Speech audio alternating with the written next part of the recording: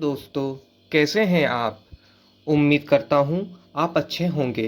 दोस्तों, आज हम बात करेंगे और सीखेंगे कि एफआर यानी फाइनल रिपोर्ट यानी अंतिम आख्या स्वीकार कराने के लिए कोर्ट में प्रार्थना पत्र दिया जाता है। उस प्रार्थना पत्र को कैसे लिखेंगे? एक एग्जाम्पल लेते हैं कि किसी व्यक्ति की मोटरसाइकिल चोरी हो गई।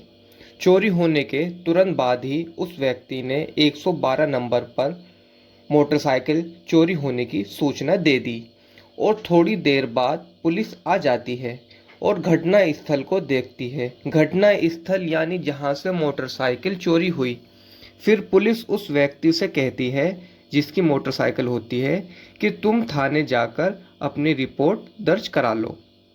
और फिर व्यक्ति थाने जाकर रिपोर्ट दर्ज करा लेता है। मुकदमे की कॉपी उस व्यक्ति को थाने से मिल जाती है। एक बात और बताता चलूं, कभी हमने बताया कि व्यक्ति की जब मोटरसाइकिल चोरी हो जाती है तो उस व्यक्ति ने तुरंत 112 नंबर पर पुलिस को मोटरसाइकिल चोरी होने की सूचना दी।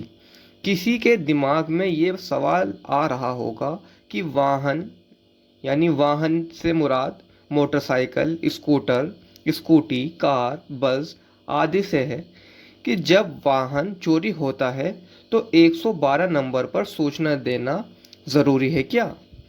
वैसे ज़रूरी तो नहीं है, लेकिन अगर व्यक्ति चोरी होने पर 112 नंबर पर कॉल करके सूचना दे देता है तो उससे फ़ायदा ये होता है कि पुलिस मौके पर आ जाती है या थोड़ी देर बाद आ जाती है और फिर वह घटना को अपने पास रखे रजिस्टर या डायरी में लिख लेती है और उसकी सूचना उस थाने में भी कर देती है जिस थाने से वाहन चोरी हुआ है।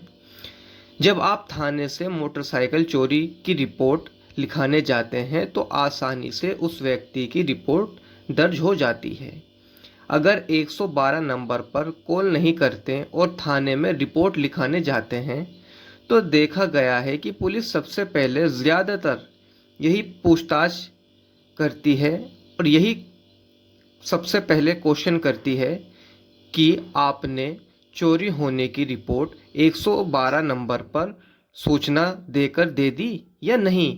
अगर कॉल कर भी देता है और सूचना दे भी देता है तो अच्छी बात है, अगर नहीं करता तो पुलिस फिर उसकी जांच करती है, फिर मुकदमा दर्ज करती है, जिसके चलते कई बार थाने के चक्कर लगाने पड़ते हैं।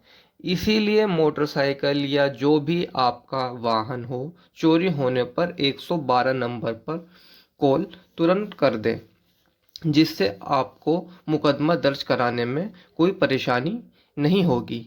जब किसी व्यक्ति की मोटरसाइकिल चोरी हुई और उसने थाने में मुकदमा दर्ज कर उसकी कॉपी प्राप्त कर ली, उसके बाद पुलिस या तो वाहन ढूंढ लेती है और व्यक्ति को मिल जाता है। वैसे बहुत नसीब वाला व्यक्ति होता है जिसे उसकी चोरी हुई मोटरसाइकिल मिल जाती है, नहीं तो मोटरसाइकिल का क्लेम ही मिलता है जब उस वाहन का इंश्योरेंस होता है। तो पुलिस मुकदमा दर्ज करने के बाद जांच करती है और जांच के बाद पुलिस ज़्यादातर अज्ञात व्यक्ति के खिलाफ मुकदमे में एफआर यानी फाइनल रिपोर्ट यानी अंतिम आख्या लगा देती है और कोर्ट में पेश कर देती है। फिर रिपोर्ट लिखवाने वाले व्यक्ति को कोर्ट से समन जाता है और बताया जाता है कि पुलिस ने अंतिम आख्या लगा दी है। उस अंतिम आख्या पर उस व्यक्ति को लगता है कि उसकी मोटरसाइकिल या जो भी वाहन था वो किसी व्यक्ति के पास है या उसने चोरी किया था या चोरी करके बेच दिया था और पुलिस ने उसे नहीं पकड़ा और अंतिम आख्या लगा दी, तो वह व्यक्ति उस आख्या पर प्रोटेस्ट प्रार्थना पत्र दाखिल करके दोबारा जांच करवा सकता है। या उस व्यक्ति के वाहन का इंश्योरेंस था, उसे तो क्लेम लेना है, तो वह व्यक्ति अपने वकील साहब से अंतिम आख्या स्वीकार कराने के लिए प्रार्थना पत्र लिखवाएगा। वैसे कुछ हमारे दोस्त ये सोच रहे होंगे कि वीडियो के थंबनेल में तो ये लिखा था कि अंतिमाख्य प्रार्थना पत्र लिखना सीखें, और ये बातें तो हमें पता हैं जो मैंने बताई हैं, लेकिन हमारे ऐसे दोस्त हैं जिन्हें ये बातें पता नहीं हैं। इसीलिए जो भी वीडियो मैं बनाता हूँ, सोचता हूँ आसान भाषा में, आसान शब्दों में हो और सभी के सामने आसानी से समझ में आ जाए, वो किसी भी फील्ड का क्यों ना हो। खैर, कुछ ज़्यादा ही लंबी वीडियो हो गई। चलिए अंतिम आख्या प्रार्थना पत्र लिखना सीखते हैं। फॉर एग्ज़ाम्पल, कोर्ट का नाम लिखेंगे, न्यायालय ACGM महोदय मेरठ, अंतिम आख्या संख्या 35 सन 2023, राजा बनाम अज्ञात, अंतर्गत धारा 379 IPC, थाना नौचंदी। इस चीज़ को कायदा 16 भी बोलते हैं। श्रीमान जी, निवेदन है कि कायदा 16 जो ये ऊपर ऊपर का है, कभी एप्लीकेशन को समझें।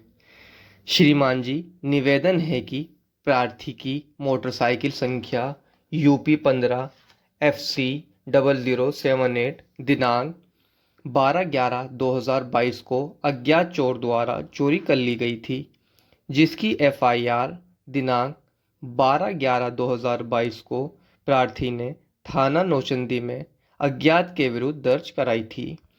उपरोक्त वाद में थाना हाजा की पुलिस ने अंतिम आख्या रिपोर्ट प्रस्तुत की है, जिस पर प्रार्थी को कोई आपत्ति नहीं है और ना ही भविष्य में कोई आपत्ति होगी। प्रार्थी उपरोक्त वाद में कोई आगे कार्रवाई करना नहीं चाहता है। अतः श्रीमान जी से प्रार्थना है कि प्रार्थी का प्रार्थना पत्र स्वीकार कर अंतिम आख्या रिपोर्ट स्वीकार करने के आदेश पारित करने की कृपा करें। आपकी अति कृपा होगी। नीचे दिनांक, एक साइड में प्रार्थी राजा पुत्र गुड्डू, उसका पूरा एड्रेस भी लिख सकते हैं, द्वारा अधिवक्ता। दोस्तों, ऐसे ही वीडियो पाने के लिए चैनल को सब्सक्राइब करें।